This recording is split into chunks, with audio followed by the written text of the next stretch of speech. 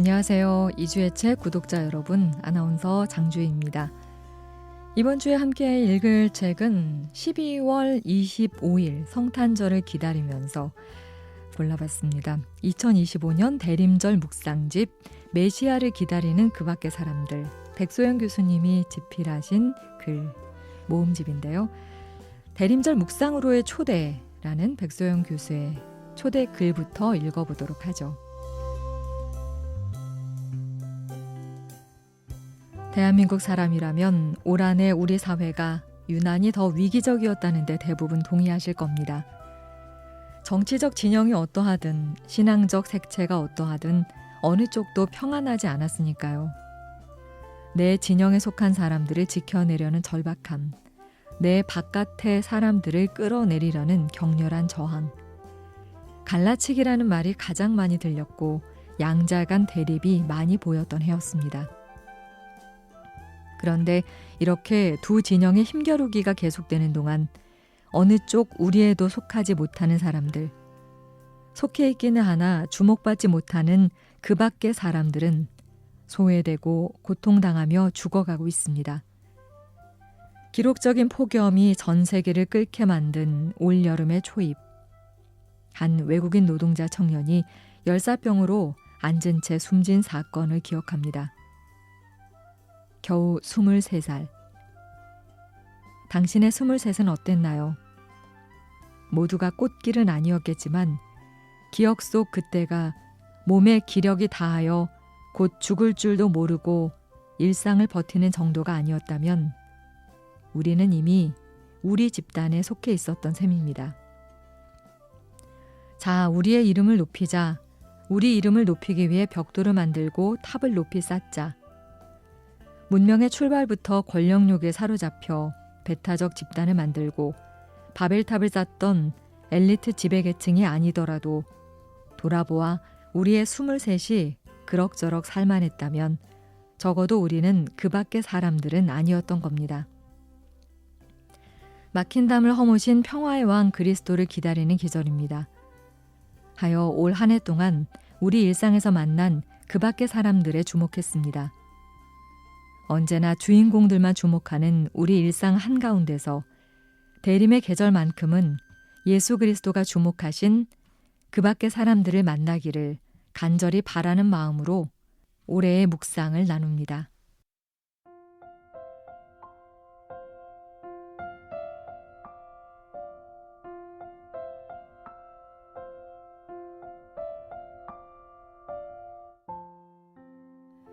본론으로 들어가서 함께 나눌 첫 글, 제목은 우리는 결국 이 땅에서 나그네입니다 라는 제목의 글 함께 나누겠습니다. 한 교양 채널의 다큐멘터리 네팔에서 온 형제편을 보며 깊은 감명을 받았습니다. 주인공은 네팔 소년 로히와 그의 가족입니다. 로히의 아빠는 9년째 이주 노동자로 일하고 있습니다. 숙소는 컨테이너를 개조해 만든 한평 남짓한 공간인데 작은 벽면에는 로히가 받은 상장들이 빼곡히 걸려 있습니다. 타국에서의 고된 일도 힘든 줄 모르는 것은 바로 아들 덕분이죠. 로히가 사는 곳은 라한, 네팔과 인도의 접경 지역입니다. 이제 12살이 된 로히는 학교까지 왕복 4시간을 걸어 다닙니다. 힘들지 않니? 촬영팀이 묻자 로히는 기숙사비 5만 원을 아끼기 위해 걸어 다닌다고 하네요. 아빠의 오랜 타국살이는 꼭 아이들 때문만은 아닙니다. 로히의 할아버지가 심장 수술을 받으셨는데 매달 약값만 30여만 원이 든다고 합니다. 로히의 동생 아밋은 등교하자마자 아빠가 한국에서 보내온 문구류를 한껏 자랑합니다. 하지만 정작 필기는 몽당 연필로 합니다. 아끼느라 그런다네요. 철없는 동심이겠지만 아밋이 부러운 한 친구는 해맑게 말합니다. 우리 아빠도 한국에 보내고 싶어요. 로이의 아빠는 네팔에서 선생님이었습니다. 한국에 오기 전 작은 초등학교를 운영했죠. 아빠의 꿈은 고국으로 돌아가 교단에 서는 것입니다. 학교를 다시 짓고 싶어요. 이후 프로그램은 감동적인 가족 상봉 장면을 담았습니다. 아무것도 모른 채 한국 초등학교의 일일 교사로 참여해 네팔에 관해 설명하던 아빠는 아내와 아이들을 극적으로 만났습니다. 가족을 한 팔에 안은 그의 눈에서 굵은 눈물이 떨어졌습니다. 이 장면은 현장에 있던 한국 아이들에게도 훌륭한 교육이 되었을 겁니다. 이제 그 아이들은 일상에서 만나는 이주 노동자를 단편적으로만 바라보지 않을 테니까요. 로이의 아빠를 만난 한국의 아이들은 앞으로 외국인 노동자를 볼 때마다 상상하게 되겠죠. 저분은 고국에서 어떤 일을 하셨을까? 누구를 그리워하며 힘을 내고 계실까? 고향으로 돌아가면 무슨 일을 하실까? 외국인 노동자를 말 안 통하는 루저가 아니라 귀한 이야기를 가진 한 사람으로 대하게 될 겁니다. 그리스도인에게 이 땅은 영원한 거주지가 아닙니다. 우리 역시 그저 잠시 머무는 나그네일 뿐인데 주인 행세하며 살지 않으면 좋겠습니다. 보이는 대로 이방인의 현재를 판단하지 말고 과거를 깎아내리지 말며 미래를 속단하지 않으면 좋겠습니다. 그렇게 이 땅에서 낯설게 마주한 이들을 환대하면 좋겠습니다. 이 땅의 나그네로 함께 살아가면 좋겠습니다.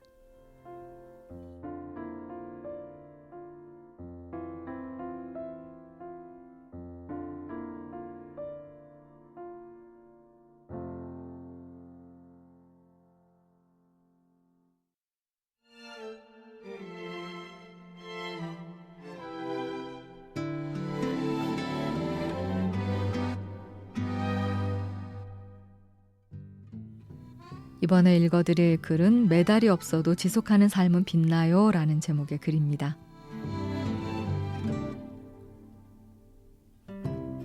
태권도에는 자유품새라는 종목이 있다네요. 2024년 세계 태권도 품새 선수권 대회 남자 프리스타일 17세 이하 개인전 1위를 차지한 변재영이라는 학생 덕분에 알게 되었습니다. 자유품새란 태권도의 기본 동작 5가지를 반드시 포함하되 그 외의 구성은 선수 스스로 자유롭게 꾸미는 거랍니다. 재영이가 더욱 주목받은 이유는 다문화 가정의 자녀라는 점입니다. 필리핀 출신 엄마는 화장품 공장에서, 한국인 아빠는 환경 공무관으로 일합니다. 넉넉지 않은 형편 속에서도 아들의 꿈을 응원하느라 두 분 모두 바쁩니다. 아이들의 대회 현장에는 엄마들이 따라가는 경우가 많죠. 일하느라 참석하지 못하시는 엄마에게 서운하지 않느냐는 한 예능방송 사회자의 질문에 재영이는 신통한 답을 합니다. 서운하기보다는 고마워요. 대회 참가비가 비싼데 마련해 주시느라 늘 일하시니까요. 재영이는 엄마를 하늘에 비유하더군요. 무한히 넓은 하늘이라는 의미인 줄 알았는데 제 추측이 틀렸습니다. 화나기도 하지만 때로는 비와 천둥 번개를 내리는 무섭기도 한 하늘이랍니다. 재영이는 초등학교 1학년 때부터 태권도를 배웠고 14살부터는 아크로바틱을 병행했답니다. 태권도장은 위례에, 아크로바틱 학원은 오산에 있습니다. 버스로 2시간 거리죠. 한 달 용돈은 10만 원인데 그중 6만 원이 교통비로 쓰입니다. 가장 맛있는 음식은 맥도날드 매니저로 일하는 누나가 직원 할인을 받아 저녁에 사오는 모짜렐라 햄버거. 재영이의 사연에 훈훈한 댓글이 넘쳐났습니다. 대견하고 예쁘다는 반응이 다수였습니다. 아이지만 존경스럽다는 이들도 있었죠. 정작 엄마는 등수에 상관없이 즐겁게만 하면 된다는데 아들은 늘 메달을 따는데 진심입니다. 엄마를 기쁘게 해드리고 싶어서랍니다. 참 이상적이죠. 하지만 모든 집 아이들이 다 재영이 같을 수는 없잖아요. 환경을 극복한 천재 소년 이야기를 하려는 것이 아닙니다. 오히려 초점은 아직 혹은 어쩌면 앞으로도 메달이 없는 또 다른 재영이들에 대한 응원입니다. 박수갈채는 없어도 매일 성실하게 자신의 꿈을 향해 발걸음을 멈추지 않는 재영이들 말입니다. 매일의 성실함이 우리 사회 구조 안에서 언제나 1등, 최고라는 타이틀로 결실 맺지 못할 수도 있습니다. 그러나 그 성실한 지속성은 결국 어떤 방식으로든 열매가 되리라 믿습니다. 그것이 작은 이 세계의 바깥에서 우리를 품고 일하시는 하나님의 방식이라고 생각합니다. 다시 오실 주님을 기다리며 우리도 그렇게 꿈을 이어갑시다. 실은 저에게도 하는 다짐입니다.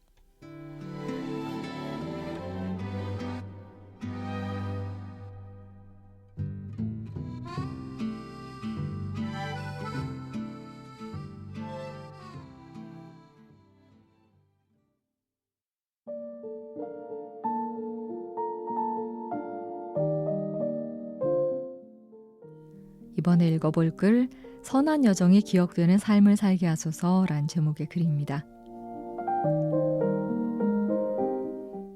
한 미국인이 치매에 걸렸는데 알 수 없는 한국말을 계속 하더랍니다. 그의 이름은 데이비드 존 실. 한국 이름도 있었죠. 설대위. 전주 예수병원 원장으로 한국에서 의료 선교사로 오랫동안 헌신한 분입니다. 암 치료의 선구자이기도 합니다. 한국 전쟁 직후인 1954년에 예수병원으로 파송되어 1990년까지 무려 36년간 봉사하셨죠. 2004년에 돌아가신 분을 갑자기 기리게 된 까닭은 휴대전화 알고리즘 때문입니다. 알고리즘이란 것이 신기해서 사용자가 평소 자주 검색하는 범주의 내용을 자동으로 띄운다고 하죠. 덕분에 제가 의식적으로 찾아보지 않았던 이야기도 접하게 됩니다. 그렇게 만났습니다. 설대위 원장님을. 푸른 눈의 이방인이었던 설 원장님께 한국은 결코 바깥이 아니었습니다. 그런데 설대위 원장님에 대한 짧은 기사 밑에는 그보다 훨씬 더 긴 댓글이 많이 달려 있었습니다. 저는 1962년생 63세입니다.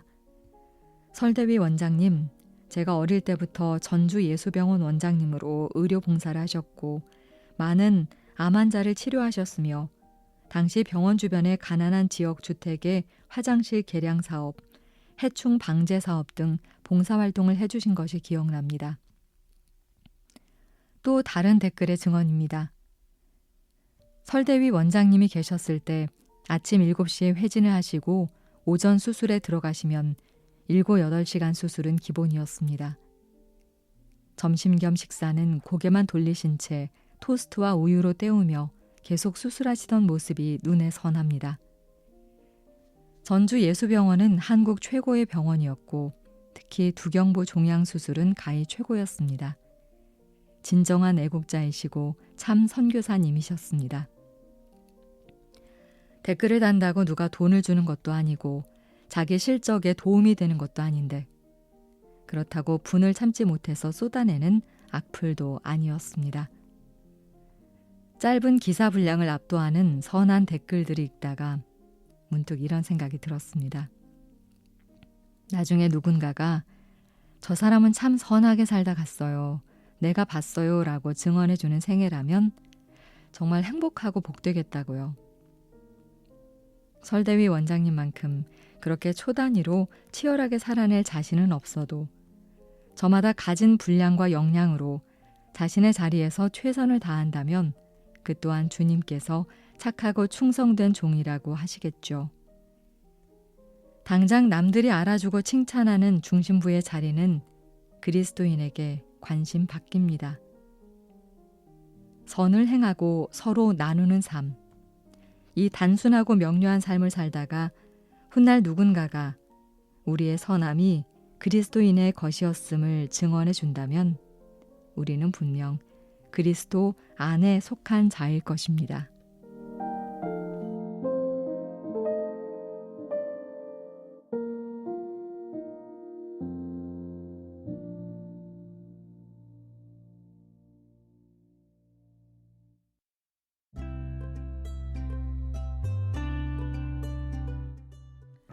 오늘 나눌 마지막 글은 성탄절을 하루 앞둔 2부 12월 24일에 읽을 글입니다. 달콤함에 가려진 피와 땀과 눈물이란 제목의 글 나누겠습니다. 성탄절에 어울리는 문화적 상징은 무엇일까요? 성경과는 전혀 관련이 없지만 아마도 많은 사람들이 성탄절 케이크를 떠올릴 겁니다. 요즘에는 달콤한 디저트를 언제든 먹을 수 있지만 불과 얼마 전까지만 해도 케이크는 생일이나 성탄절 같은 아주 특별한 날에만 맛볼 수 있는 특별 간식이었죠. 퇴근하는 아버지의 손에 들린 빨간 포장의 성탄절 케이크에 아이들이 환호하는 소리가 들리는 듯합니다. 성탄절 케이크는 유난히 소비량이 많기 때문에 공장은 대량 생산을 위해 더 바빠지고 노동자들의 손과 발은 더욱 분주해집니다. 그러다 보니 사고가 나기 쉽습니다. 우리나라에서 케이크 공급의 대명사로 불리는 한 제빵회사는 수년째 노동자의 사망사고로 악명이 나 있습니다. 소스 통에 빠져 숨지고 반죽 통에 끼어 숨지고 더 끔찍한 것은 그럼에도 생산 라인은 돌아가야 하기에 동료가 죽은 바로 옆자리에서 일을 할 수밖에 없다는 겁니다. 사람 심리가 그렇습니다. 처음엔 경악하고 슬프고 분노하다가도 반복되다 보면 어느새 익숙해집니다. 게다가 실적 위주로 쪼아대는 기업 구조 속에서 살아남으려면 잊을 수밖에 없습니다. 내부자의 증언에 따르면 그 제빵회사의 기업 문화 역시 그러하답니다. 피, 땀, 눈물. K-팝으로 유명한 한 그룹의 대표곡 제목입니다만 이것만큼 적절한 단어 조합도 없네요. 설탕과 코코아 가루가 솔솔 뿌려지고 반짝이는 장식과 아름다운 크림으로 꾸며진 케이크 상자를 열며 우리는 그 안에 감추어진 피와 땀과 눈물을 보지 못합니다. 그래서 케이크도 먹지 말라고요? 새벽 배송의 편리함도 거절하라고요? 그런 극단적인 주장을 하려는 게 아닙니다. 다만 연말에 들뜬 분위기와 더불어 성탄절이 화려한 소비를 부추기는 문화의 상징이 되지 않기를 바라는 마음입니다. 아기 예수님이 탄생하신 기쁜 계절을 우울하게 보내자는 뜻도 아닙니다. 그보다는 지금 이곳에 주님이 오신다면 무엇을 가장 애통해 하실까? 이런 질문으로 한 해를 돌아보며 다가올 새해가 조금은 더 희년의 질서에 가까워지기를 기도하는 조용하고 성찰적인 성탄의 계절이 되기를 바라는 마음입니다. 저들 밖에 한밤중에 양떼들 사이에 끼어 추위를 피하던 가난한 목동들에게 성탄의 기쁜 소식이 들렸던 것처럼 적어도 우리 그리스도인님만큼은 세상이 건네는 달콤함에 빠져 이 계절을 피와 땀과 눈물로 보내는 이들을 외면하지 않기를 바랍니다.